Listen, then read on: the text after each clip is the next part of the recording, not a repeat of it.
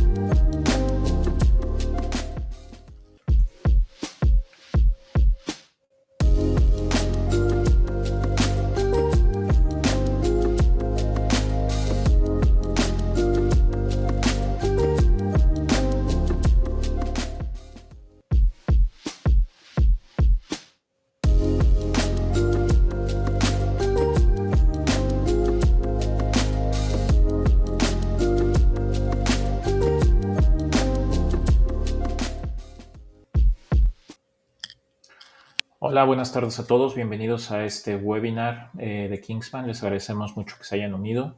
El día de hoy vamos a hablar de un tema muy importante para nosotros y para la industria de la construcción, que tiene que ver con el detallado de los edificios metálicos y en este caso en específico de los paneles aislantes de la marca Kingspan. Bienvenidos todos. Mi nombre es Homero Legorreta. Soy el gerente de servicios técnicos para Kingspan en México. Veo por ahí mucha gente que nos ha acompañado en webinars anteriores. Gracias por participar de nuevo, y a los nuevos que están uniendo a estas sesiones, les agradecemos mucho también su interés en nuestros productos y en nuestros servicios. Como les comentaba, el día de hoy vamos a tratar de un tema muy relevante que tiene que ver con cómo hacemos el detallado y la importancia del detallado y cómo el detallado puede afectar el desempeño y las garantías de nuestro producto y de los materiales de la construcción. El día de hoy la presentación es bastante corta y dinámica. La intención es que podamos revisar algunos puntos claves acerca de cómo funcionan las envolventes metálicas, los envolventes de edificios. Después pasaremos a platicar un poco más acerca de cuáles son los productos o cuáles son las diferencias de concepto que existen entre diferentes sistemas constructivos, y más adelante platicaremos también de algunos detalles específicos que son de los más relevantes y de los que explican un poco más a detalle la importancia del detallado correcto dentro de los edificios. El día de hoy también en el chat que ustedes ven aquí dentro de la plataforma podrán ustedes hacer preguntas.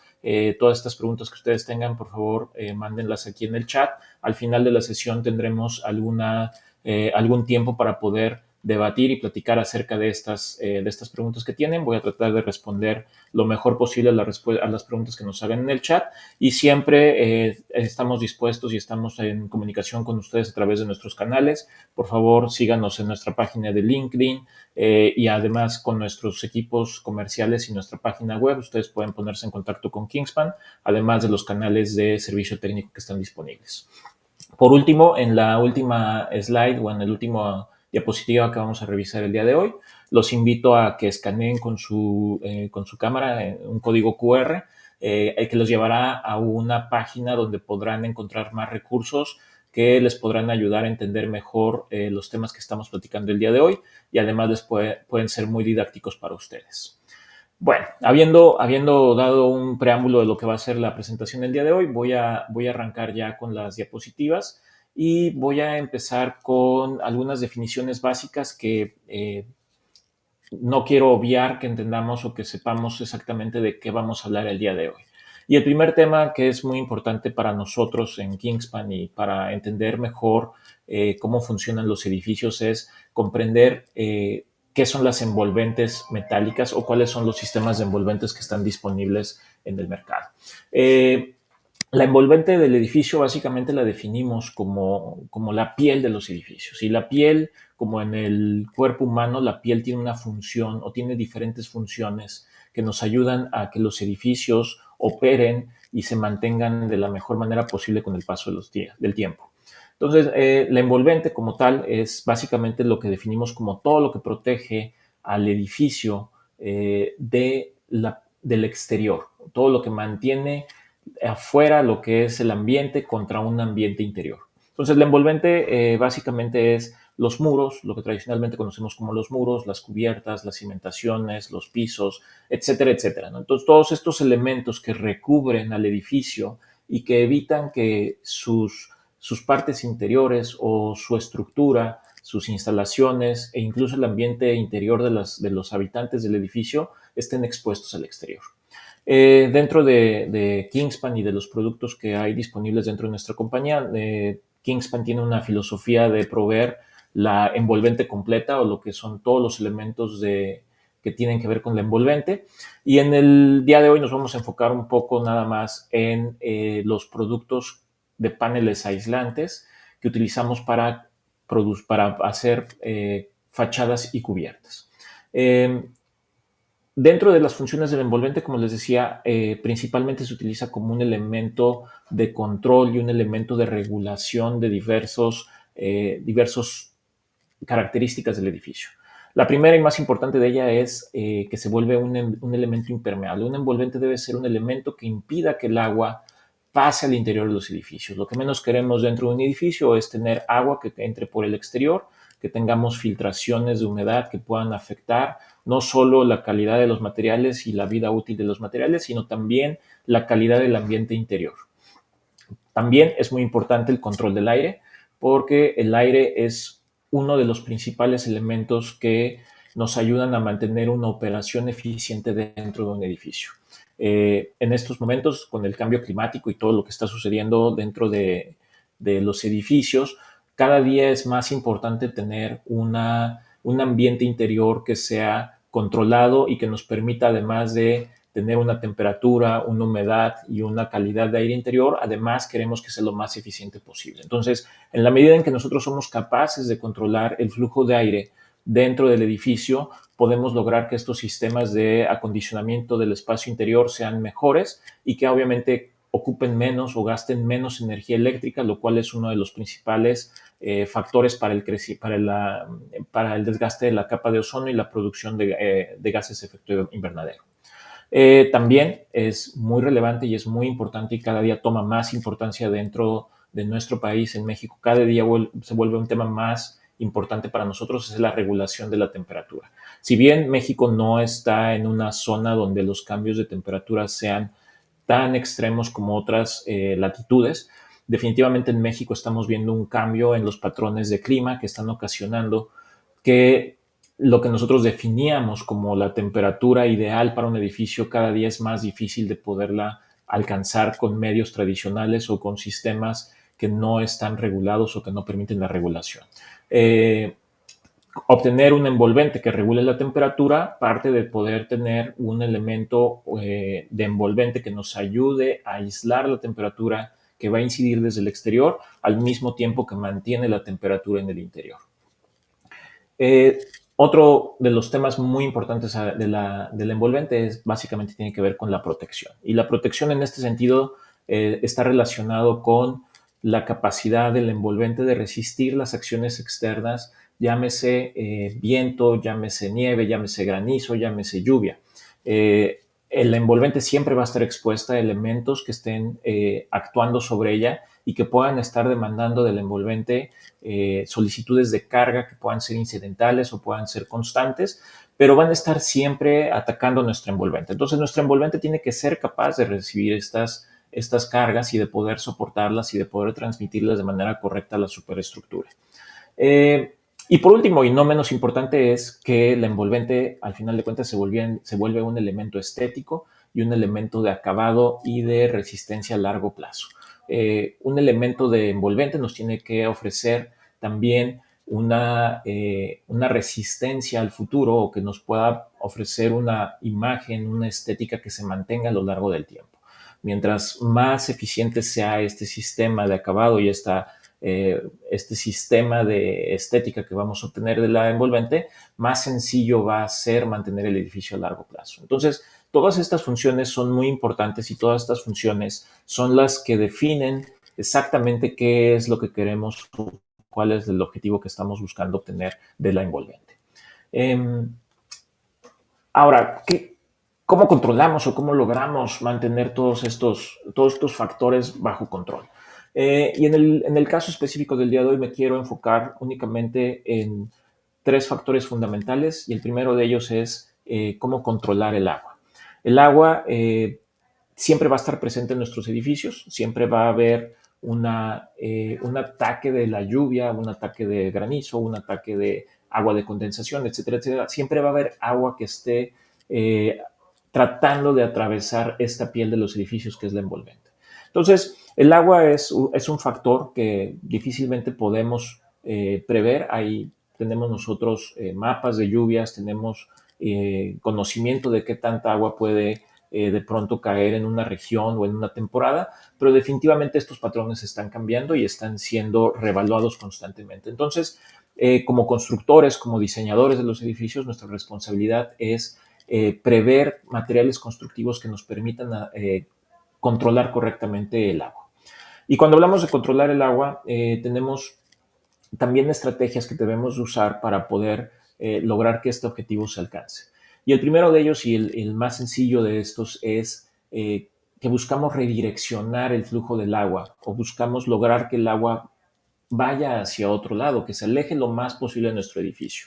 Recordemos que en las edificaciones vamos a tener siempre materiales que van a ser impermeables o materiales permeables, o va a haber siempre transiciones entre diferentes elementos que, si no son controlados de manera correcta, van a ocasionar que tengamos filtraciones de agua hacia el interior del edificio. Entonces, la primera estrategia de control siempre tiene que ver con cómo logramos direccionar el flujo del agua lo más lejos posible de nuestro edificio, o canalizarla a través de sistemas que nos permitan llevarla o controlarla de tal forma que la estemos direccionando hacia el lugar donde podemos nosotros evacuarla a lejos de nuestro edificio. Entonces, esta primera estrategia es muy sencilla. Básicamente lo que estamos tratando es de encontrar el camino y de crear el camino correcto para que el agua se aleje de los puntos débiles de nuestra envolvente. Como les decía yo, en una envolvente siempre vamos a tener diferentes materiales, vamos a tener diferentes tipos de acabados, diferentes tipos de planos, vamos a tener planos horizontales, planos verticales, donde cada cambio de dirección en los planos puede ocasionar que nosotros tengamos una infiltración de agua. Ahora, hablando del otro tema que es muy relevante, hablemos de la temperatura. Lo que estamos buscando con las envolventes, como les decía yo, es hacerlas lo más eficientes posible. Y sabemos que en México no existe una regulación específica para la eficiencia térmica dentro de los edificios, aunque tenemos algunas normas mexicanas y algunas normas oficiales mexicanas que establecen algunos valores de control y de referencia para la eficiencia energética. En México todavía no vemos un desarrollo muy profundo alrededor de la eficiencia térmica. Sin embargo, sabemos que esto va a ser algo que a futuro definitivamente va a estar determinando la operación y va a estar determinando el éxito de muchos proyectos. Entonces, mantener un envolvente con un aislamiento continuo debe ser nuestro objetivo. Y aquí tenemos que lograr que todos los materiales que están dentro del envolvente se conecten entre ellos mismos y mantengamos el nivel de aislamiento alrededor de todo el edificio. Y aquí, como lo ven ustedes en la imagen referencial que ponemos, a veces nos enfocamos mucho en aislar ciertas partes del edificio, a veces nos enfocamos en la cubierta, a veces en los muros, a veces nos enfocamos en la cimentación, pero muy pocas veces vemos al envolvente como un elemento holístico, un elemento completo que debe de actuar en conjunto para lograr la eficiencia térmica. ¿Y qué es lo que buscamos con la eficiencia térmica? Pues básicamente estamos buscando regular el flujo de calor. El calor siempre va a estar tratando de migrar, el calor va a tratar de moverse dentro del edificio y el calor siempre va a migrar de la parte caliente hacia la parte fría. En México, típicamente en las zonas nortes, noroestes del país, donde tenemos las zonas más desérticas, donde tenemos los climas más extremos, generalmente el exterior siempre es más caliente que el interior, y lo que sucede en estos casos es que el calor que tenemos irradiando desde la parte del piso, tenemos desde el ambiente o desde la misma radiación solar, el calor siempre va a tratar de atravesar esta piel o este envolvente y va a tratar de infiltrarse dentro del edificio. Entonces, el aislamiento en estos casos funciona como la barrera que impide que ese flujo de calor se dé. Y en el caso donde estamos ubicados en zonas más templadas, donde tenemos temperaturas que no son tan extremas como en la parte noroeste del país, vamos a encontrar una dinámica típicamente diferente cuando estamos en el invierno o en los meses fríos, donde la parte interior es más caliente, donde tenemos más temperatura, ya sea por equipos, por calefacción, por el mismo número de personas que hay dentro del edificio. Este calor va a estar dentro del edificio y lo que va a estar tratando de hacer es tratar de fluir hacia el exterior, porque va a estar más frío, típicamente afuera es más frío. Entonces, el calor va a tratar de estar saliendo del edificio y esto obviamente vuelve incómodos los espacios interiores o requiere mucha más energía para alcanzar una temperatura que sea agradable para lograr una operación constante de los edificios. Entonces, en cualquiera de los dos casos, ya sea en zonas donde tenemos mucho calor o zonas donde la temperatura es más baja, en ambos casos el aislamiento térmico nos permite regular estos flujos de calor y nos permite hacer más eficiente la edificación. Eh, Ahora, cuando hablamos de estrategias de control, ¿cómo logramos controlar el flujo del agua? ¿No? Y si nosotros pensamos en las tipologías básicas que existen para la construcción de muros y de cubiertas, básicamente tenemos 4 tipologías que son muy básicas en el sentido de concepto. Y la más tradicional o la más, digamos, la más usada a través del paso del tiempo ha sido los elementos de masa, lo que llamamos los muros que son de un solo componente o los muros que están basados en materiales pétreos. Aquí hablamos de muros de concreto, muros de adobe, muros de tabicón, de tabique, etcétera, etcétera. Son materiales que la eficiencia de retención o de control de agua y la resistencia de temperatura están basados en la masa misma que tiene el material. Mientras más masa tengas, obviamente tendrás una mejor protección para los elementos y lo podemos ver si nosotros algún día vamos a alguna zona donde todavía hay casas que se construyeron durante el siglo pasado o el siglo antepasado, donde evidentemente la masa era lo que estaban buscando. En climas muy cálidos teníamos muros muy gruesos que nos permitían crear esta barrera de temperatura o esta barrera térmica que nos ayudara a evitar que el flujo de calor se hiciera hacia el interior.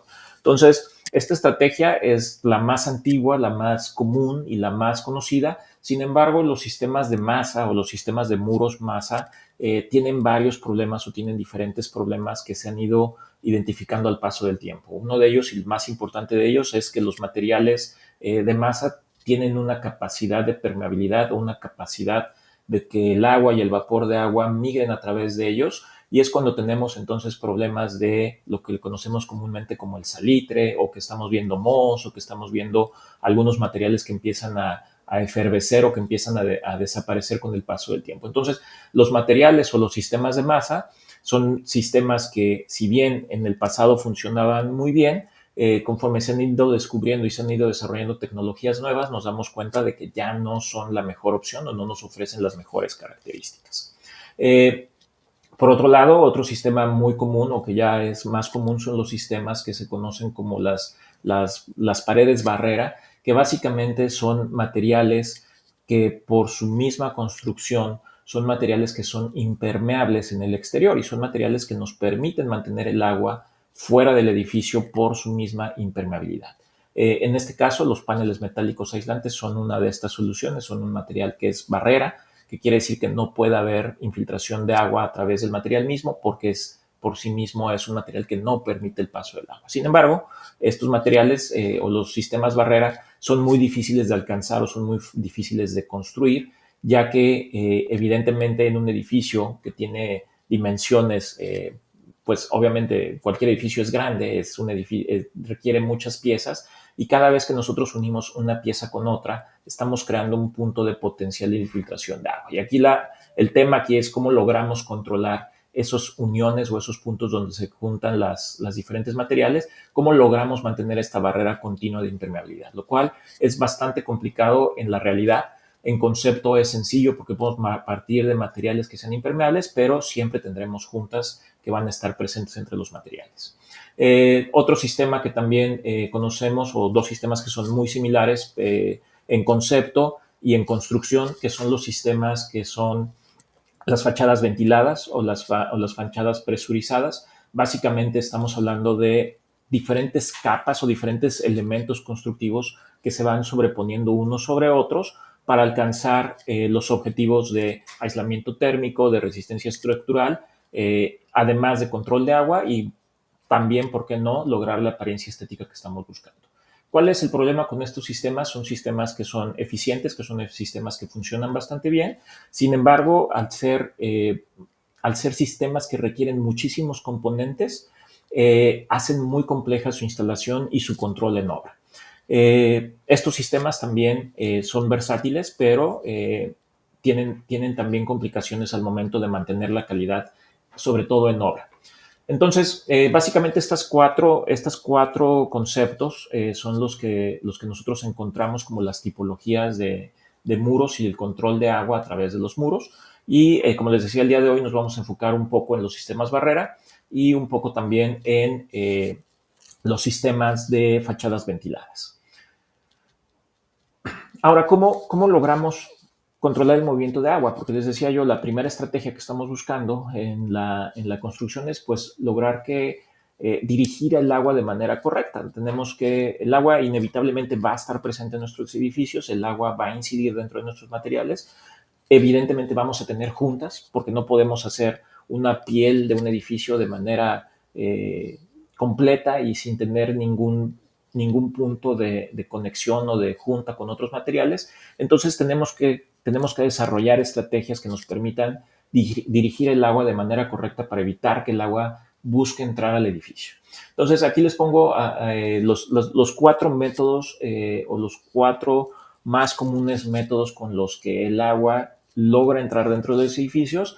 Y en las imágenes que ustedes ven en su pantalla, del lado izquierdo, en cada uno de nuestros agrupadores que tenemos dos grupos de imágenes y luego vamos así 2, 2, 2, 2, hasta llegar a 4 agrupadores. Dentro de cada uno de estos agrupadores tenemos la forma correcta y la forma incorrecta de lograr el flujo o controlar la acción del agua. En la primera, básicamente hablamos de la tensión superficial, que es la propiedad que tiene el agua de mantenerse unida mientras va fluyendo o mientras se va moviendo dentro de una superficie. Y la manera incorrecta, obviamente, es que no le ofrezcamos o no le demos algún elemento para lograr que se rompa esta tensión superficial. Y aquí la estrategia es muy sencilla. Lo que vemos normalmente en las marquesinas o vemos en un volado o en una losa o en cualquier otro sistema de cubierta, nosotros creamos goteros que básicamente lo que hacen es ocasionar que se rompa esta tensión superficial en el agua y entonces creamos o forzamos a que se crean las gotas, ¿no? Que es cuando vemos que el agua empieza a gotear y que empieza a dirigirse hacia donde nosotros necesitamos que vaya. La segunda o el segundo sistema de infiltración que normalmente vemos es lo que se llama por momento o lo que es agua que está empujada por otro elemento. Aquí lo podemos ver cuando está lloviendo. El agua, cuando está lloviendo, generalmente siempre va a venir acompañada de viento, y este viento lo que va a hacer es que va a empujar el agua a través de las juntas o va a buscar empujar el agua a través de las juntas. Y el agua, normalmente lo vemos cuando pega en una superficie, lo que va a hacer es que va a tratar de rebotar o va a moverse por inercia hacia otros puntos del edificio o de las juntas de los materiales. Entonces, aquí lo que tenemos que crear son canales o tenemos que crear elementos que impidan que el agua pueda brincar de una superficie a otra y que si llegase a suceder este caso, que podamos redirigir esa agua otra vez hacia afuera del edificio. Entonces, como pueden ver en la imagen del lado derecho, aquí básicamente con un desfase de planos podemos lograr que el agua no brinque de una superficie a la otra. La otra propiedad física que nos afecta cuando hablamos del agua es la capilaridad, que esto básicamente es cuando tenemos vasos o tenemos espacios muy pequeños, el agua va a tratar de fluir a través de estos puentes capilares, que básicamente es lo que va a jalar el agua hacia el interior del edificio. Y aquí es lo que les comentaba, los materiales petro, los materiales de masa, tienen muchas porosidades que se convierten en canales capilares, que lo que hacen es que fuerzan al agua a moverse dentro de su masa y llevarlos hacia el interior de los edificios. ¿Cómo logramos la capilaridad? Tenemos que crear cavidades o tenemos que crear estas diferencias de presión que hagan que el agua no esté forzada o que no esté buscando ingresar hacia el edificio. Entonces, cuando nosotros creamos una cavidad o creamos un espacio que permite que el diferencial de presión entre la cara externa y la cara interna no sea igual, el agua no va a tratar de migrar hacia el interior del edificio. Y por último, hablamos de gravedad. Queremos que el agua baje o que el agua se va a mover a través de la gravedad, se va a mover dentro del edificio y queremos dirigirla o queremos moverla en las posiciones correctas. Si nosotros forzamos al agua a regresar hacia la parte interna del edificio, el agua va a seguir ese camino. Entonces, cuando nosotros estamos diseñando o estamos detallando un edificio, lo que tenemos que buscar es dirigir el agua por gravedad hacia donde queremos que vaya. Ahora, hablando les decía yo, de sistemas monocomponentes versus sistemas multicomponente, les pongo aquí un ejemplo, lo que les decía yo, los sistemas de multicomponentes que funcionan como barreras de lluvia, presurizadas o no presurizadas, son sistemas que están compuestos por muchos materiales y todos estos materiales están diseñados para proveer una de las características que estamos buscando cubrir o que estamos buscando atacar cuando hablamos del envolvente, ¿no? Entonces, viéndolo desde la parte externa hacia la parte interna, podemos tener nosotros muchos elementos que nos ayuden a obtener la parte estética, la parte de control de agua, la parte de control de vapor de aire, el aislamiento térmico, etcétera, etcétera. Entonces, todos estos componentes, si bien cada uno de ellos aporta una característica especial al ensamble, no deja de ser un material o un sistema constructivo de muchas capas, de muchos pasos, que a su vez puede ocasionar que tengamos diferentes especialidades o diferentes cuadrillas trabajando al mismo tiempo en un mismo muro, y eso ocasiona también algunos temas de calidad, sobre todo cuando estamos hablando ya en obra, ¿no? En papel todo es fácil, lo podemos nosotros detallar y podemos decir, bueno, aquí se va a resolver con todas estas capas, pero cuando llegamos ya a la obra y queremos utilizarlo y queremos implementarlo, ahí es cuando las cosas empiezan a complicar. En comparación con los sistemas monocomponente como los paneles metálicos aislantes, el panel metálico aislante tiene una capa exterior de acero, una espuma aislante al interior y una capa de acero en la parte interna del panel, ¿no? Entonces, básicamente es una misma pieza, es un solo elemento que nos provee el aislamiento térmico, nos provee la impermeabilidad, nos provee la barrera de vapor de aire y además con el diseño de juntas y el sellado correcto estamos creando la barrera de aire para evitar la infiltración de aire del edificio. Adicionalmente a esto, pues obviamente los paneles pueden venir pintados o pueden venir con diferentes tipos de perfilados que nos aportan la parte estética que requerimos de nuestros edificios, y cuando el edificio requiere de una solución diferente o requiere de algún elemento adicional para poder acentuar alguna característica o algún elemento dentro del edificio, también podemos al mismo tiempo ponerle materiales encima, como lo que vemos aquí, que es un sistema de ACMs o de láminas sencillas que se pueden incorporar al sistema de panel aislante. Entonces, hablando un poco de las diferencias entre los dos, el sistema de panel aislante es mucho más sencillo de instalar, mucho más fácil de controlar y por lo mismo también es mucho más fácil de detallar. Ahora, cuando hablamos de detallado, ¿de qué estamos hablando? ¿Qué estamos buscando obtener con el detallado? El detallado, la definición del detallado básicamente es lograr establecer los métodos y las guías cómo vamos a instalar nuestro producto en sitio y cómo vamos a lograr alcanzar el desempeño óptimo de los productos. Los planos de taller son básicamente guías que nos permiten saber la metodología que usaremos en campo y cómo nosotros estaremos resolviendo estas transiciones entre materiales que yo les comentaba que son inevitables y que tienen que existir, eh, y cómo logramos hacer esas transiciones de manera correcta para lograr obtener el desempeño máximo de los productos. En Kingspan nosotros desarrollamos planos de taller que están basados en los detalles típicos o en los detalles estándar de nuestro producto, que a su vez están ligados a nuestro desempeño. Cada panel de Kingspan ha sido probado con diferentes estándares dependiendo de su aplicación, pero hay estándares que están ligados con la infiltración de agua, la infiltración de aire, el tema estructural, etcétera, etcétera. Y cada uno de estos cumplimientos o cada una de estas certificaciones nos establece la metodología con la que debemos de instalarlos para lograr ese desempeño. Entonces, los planos de taller, que si bien son una herramienta de instalación y que sirven para que las cuadrillas en campo puedan tomar decisiones de cómo instalan el producto y cómo logran el mejor desempeño, también son documentos contractuales que establecen la expectativa de calidad que el instalador, el proveedor, el fabricante y el cliente están aceptando que deben de obtener de los productos. Entonces, los planos de taller nos ayudan como ese documento de referencia cuando hablamos de contratos, cuando estamos teniendo algún problema con nuestros clientes, si hay alguna falla en el sistema, si tenemos alguna infiltración de agua, de aire, etcétera, etcétera. Los planos de taller nos ayudan a comprender cómo fue que el producto y el proyecto fue diseñado para compararlo contra lo que se logró en campo.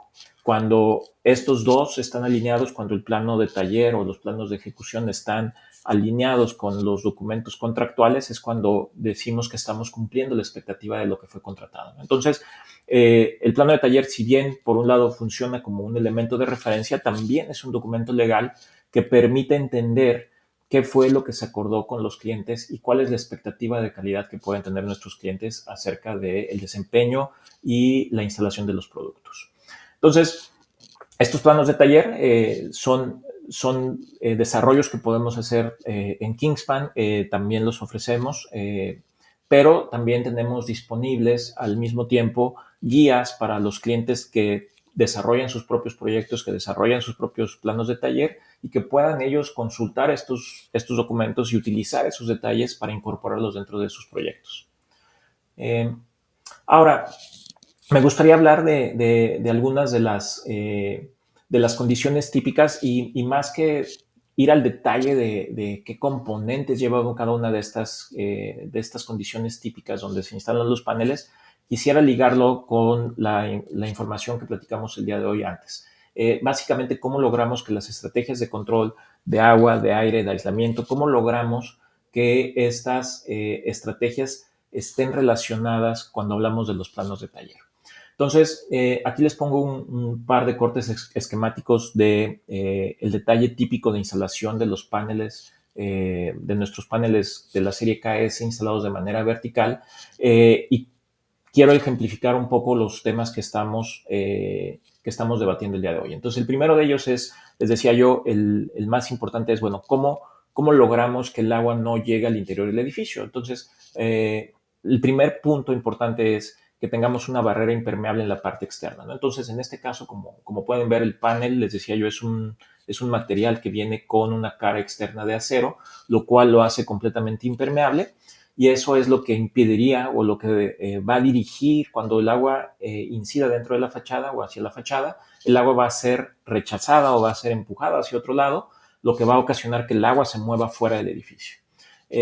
A los que ya conocen o han visto nuestra junta KS, es una junta que es un sistema de fijación oculta que al interior de la junta tiene un canal, y ese canal que muchas veces nos cuestionan, oye, ¿por qué no va sellado al exterior el panel? Porque nuestro sistema está diseñado para tener una junta no visible, es una junta sin sellos expuestos.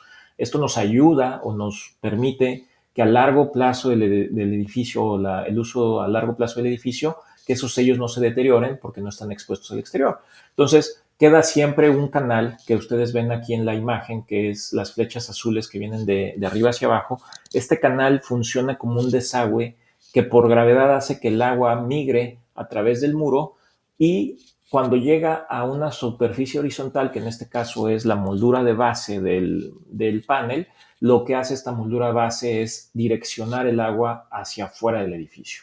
Entonces, aunque no tiene un sello expuesto al exterior y no está completamente sellada en el exterior, la poca agua o el agua que va a estar incidiendo y que pueda tratar de entrar al edificio siempre va a ser direccionada por estos canales hacia la base y expulsadas del edificio. Como ven en la línea azul claro que ven en la parte posterior del edificio, vemos el segundo canal de nuestra junta, y este canal está diseñado para ser el elemento donde normalmente estamos creando la barrera de aire y que estamos buscando que ahí es donde el aire no pueda pasar al interior del edificio. Este sello normalmente es un sello de butilo que lo que hace es crear esta hermeticidad que impide que el aire vaya a migrar hacia el interior del edificio. Entonces, básicamente estas son, desde la parte de concepto y de entender cómo funciona el problema del agua y del aire, cómo esto se refleja en los detalles típicos y cómo se refleja en las consideraciones que tenemos que tener cuando estamos detallando o estamos construyendo nuestros edificios. Estos son ejemplos y me gustaría mostrarles algunos más.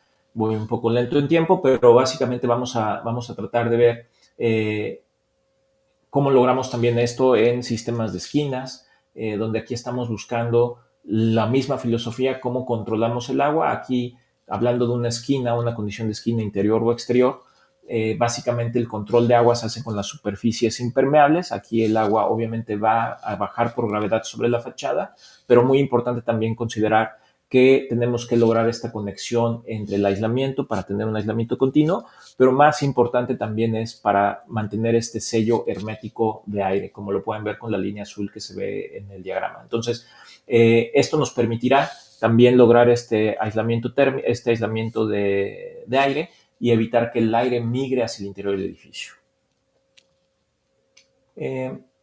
Aquí vemos otra condición, mismo concepto. Aquí hablamos de la condición de cabezal y jamba, básicamente cuando hacemos aperturas en un edificio, que tenemos que poner una puerta, una puerta de andén, una puerta a hombre, etcétera, etcétera, una ventana, lo que tengamos que hacer para que el edificio funcione, también tenemos que lograr ese redireccionamiento del agua, ¿no? Entonces, normalmente vemos que tenemos el cabezal, aquí estamos viendo un corte en la imagen del lado izquierdo, donde el cabezal de una apertura, ya sea una ventana, una puerta, etcétera, etcétera, vamos a tener el mismo concepto, el agua que vamos a tener por incidencia que va a chocar contra la fachada y el agua que va a bajar por las juntas que va a ser expulsada a través de las molduras o los elementos que nos ayudan a mover el agua dentro del edificio. El aislamiento o el cierre de vapor de aire también tiene que existir en la parte interna y nos ayuda a mantener siempre la hermeticidad dentro del edificio.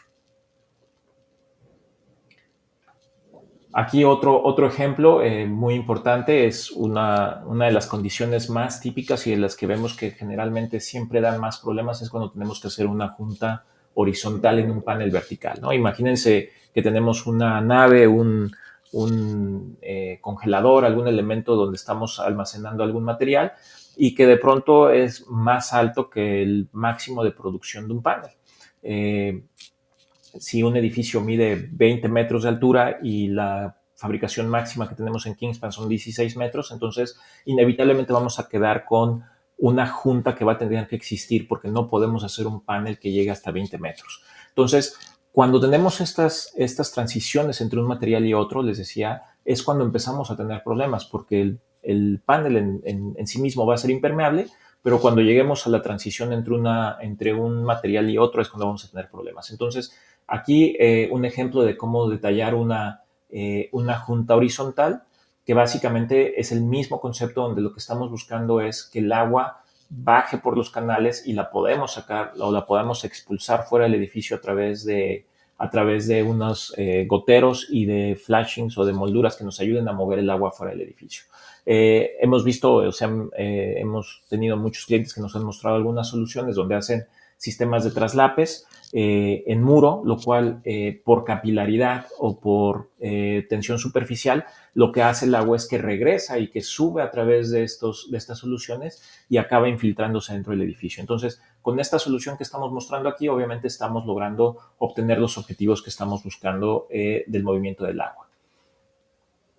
Y aquí me gustaría pasar un poco al tema de cubiertas. El tema de cubiertas, mismo caso, cuando las cubiertas son más largas o las vertientes de las cubiertas son más largas de la capacidad máxima de fabricación y de transporte, tenemos que inevitablemente otra vez crear transiciones entre un panel y otro. Y estas transiciones generalmente son problemáticas en el sentido de si no son detalladas y no son ejecutadas de manera correcta, nos van a dar problemas de infiltración de agua. Entonces aquí mismo concepto, les decía yo, la cubierta por sí misma va a redireccionar el agua por la pendiente misma y por su material impermeable, va a lograr que el agua se mueva sobre ella hacia el punto más bajo, pero ahora, ¿cómo evitamos que por capilaridad, que por tensión superficial, regrese al interior del edificio? Entonces aquí utilizando sellos, utilizando goteros, utilizando otras estrategias, lo que estamos buscando es evitar que el agua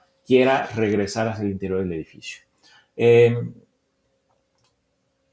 Y obviamente cada vez que cambiamos de dirección o que estamos haciendo un cambio de dirección en las cubiertas o en los muros, tenemos que encontrar la forma para que esto no vaya a ocasionar una infiltración de agua, ¿no? Entonces, un ejemplo aquí, la cumbrera, mismo caso, el agua va a dirigirse hacia una dirección a través de las pendientes, pero si no creamos, en la cumbrera no creamos los elementos que impidan que el agua regrese, como se ve aquí en la imagen del lado izquierdo, que tengamos sellos, que tengamos closures, que tengamos espuma que nos impida que regrese el agua, vamos a inevitablemente estar teniendo infiltraciones en el interior, ¿no? Entonces, todo esto parte, les decía yo, de los sistemas probados y de las pruebas que hacemos a los paneles para lograr que medir ese desempeño y estas garantías que nosotros podemos ofrecer en los productos.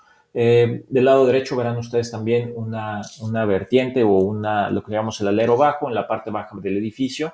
También cómo vamos a direccionar el agua fuera del edificio, ya sea a través de caídas libres como lo que vemos aquí, o que tengamos canalones, o que tengamos algún elemento que nos ayude a redirigir el agua fuera del edificio. Por último, y esta es una también de las transiciones más difíciles siempre, es cuando tenemos una cubierta hacia un muro, ya sea de panel o de otro material, pues también tenemos que crear este mismo concepto de lograr que el agua se mueva lo más lejos posible del interior del edificio, ¿no? Entonces, del lado izquierdo de su pantalla, ustedes verán la transición entre panel-muro, panel aislante contra cubierta aislante, cómo bajamos el agua por el canal, la empujamos hacia afuera del panel o del panel y del ensamble, y después cae sobre la cubierta para por la cubierta moverse hacia la parte baja del edificio. Y en el caso de cuando estamos teniendo una transición hacia un muro, en este caso un muro de masa, un muro de concreto, un muro de mampostería, etcétera, etcétera, cómo logramos también crear este sello entre los dos materiales para evitar que el agua quiera entrar por capilaridad a través del muro. Y estos son solo algunos de los ejemplos. No puedo ir a detalle en todos los detalles típicos, pero les recomiendo mucho que consulten nuestros detalles de instalación, nuestras soluciones que tenemos disponibles en nuestra página web. Ahí van a encontrar nuestras guías de instalación, además de todos nuestros detalles típicos de producto. Todos nuestros detalles están alineados con nuestras pruebas de desempeño y que van a garantizar que tengan el mejor desempeño posible de nuestro producto. Y les recomiendo y les invito a que escaneen el código QR que ven ustedes aquí en la pantalla. Este código QR los va a llevar a una plataforma que es un visor 3D de los detalles típicos más comunes de nuestro producto. Y ustedes van a poder, en esa plataforma, ustedes van a poder descomponer un detalle típico en todas sus partes, lo van a ustedes poder girar, lo van a poder ver desde diferentes vistas y van a poder ustedes entender mejor cómo funcionan los sistemas de detalles típicos que tenemos. Hasta aquí lo voy a dejar, voy a pasar a la sección de preguntas y respuestas. Tengo aquí algunas preguntas que ya me han compartido. Entonces voy a empezar por la primera. Por aquí dice, pregunta uno, ¿en un momento de acumulación de agua en varios días o semanas afecta el desempeño del panel aislante? Sí, definitivamente que afecta. El primer afectación o el primer problema que tenemos cuando tenemos agua estancada o tenemos agua acumulada en un edificio es el riesgo que tenemos de que el sistema de acabado o la pintura empiece a deteriorarse y empiece a fallar.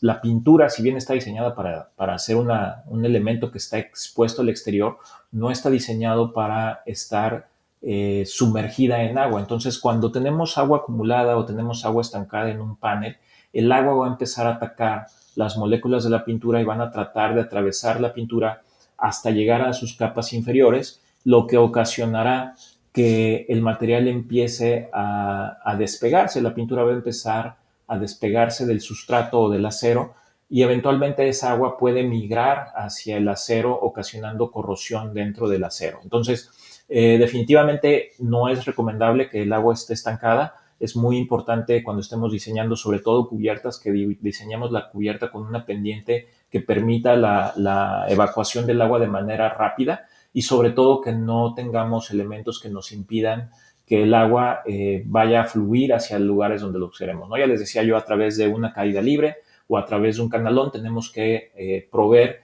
el máximo movimiento posible de agua para que nunca tengamos agua estancada dentro de la cubierta.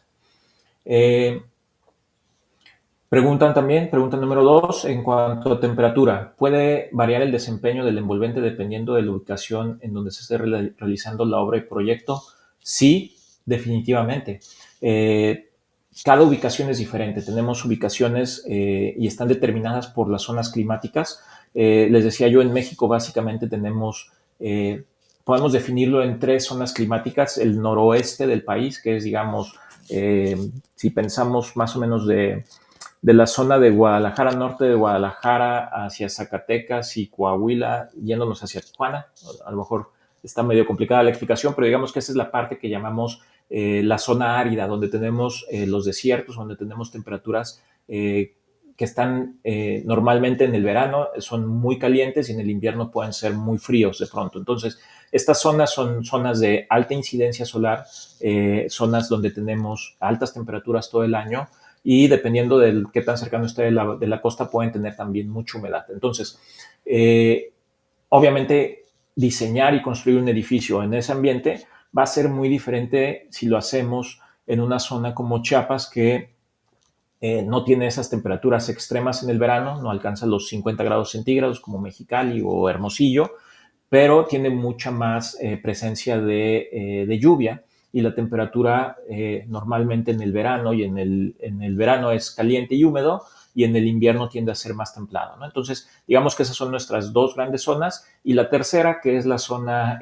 muy focalizada en la parte central de México o en lo que llamamos el centro de México, que es básicamente la Ciudad de México, un poco de Puebla, Estado de México, Tlaxcala, etcétera, etcétera, que es una zona que por su altura también tiene una alta incidencia solar, pero también el invierno tiende a ser mucho más seco y frío y el verano tiende a ser también cálido y seco, pero sin llegar a los extremos de la zona árida. Entonces, cada una de estas ubicaciones o cada una de estas ubicaciones va a determinar cuál es el aislamiento térmico que vamos a requerir para cada una de ellas. Entonces, les recomiendo mucho que consulten la norma oficial mexicana 008 de la Secretaría de Energía, que ya establece algunos parámetros básicos actuales en México que determinan cuál debería ser el nivel mínimo de aislamiento que deberían de alcanzar las edificaciones en esas zonas.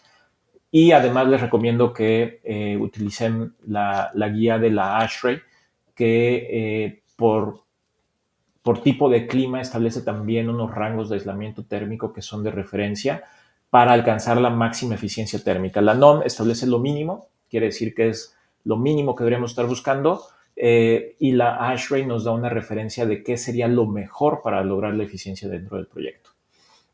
Me paso a la pregunta número 3. En muros barrera, ¿qué es lo más crítico? ¿La impermeabilidad del material o la forma en que se instalan las juntas? Esta pregunta es muy complicada. En los muros barrera, por definición, deberían de ser impermeables. Entonces, podríamos decir que lo más crítico es que las juntas se diseñen correctamente y que esas transiciones entre diferentes planos sean resueltos de manera correcta para lograr realmente esa impermeabilidad constante en la envolvente.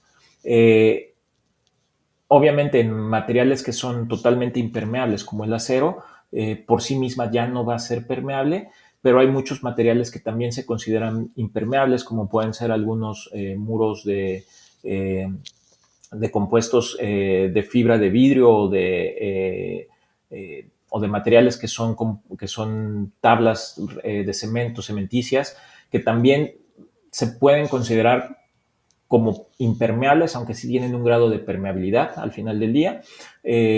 Ahí también es muy crítico mantener las juntas. Entonces, en ese sentido, creo que el tema de las juntas sería lo más crítico cuando hablamos de muros barrera.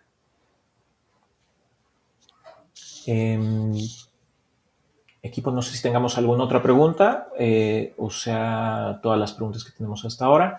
Listo. Entonces, tuvimos solo 3 preguntas, no hubo muchas preguntas el día de hoy. Y bueno, pues les agradezco mucho a todos el tiempo que dedicaron a este webinar.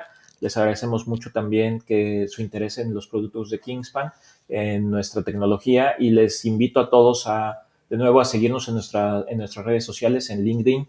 Les recomiendo también que entren a nuestra página web y por favor también acérquense a nuestro equipo de ventas, un equipo muy profesional que los pueda atender en cualquier duda que ustedes tengan. Entonces, por favor, acérquense con nosotros, cualquier duda que tengan. También está nuestro correo general de consultas, ventas@kingspan.com.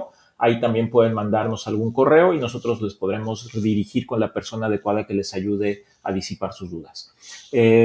Muchísimas gracias a todos. Les reitero, Homero Legorreta, gerente de servicios técnicos para Kingspan México.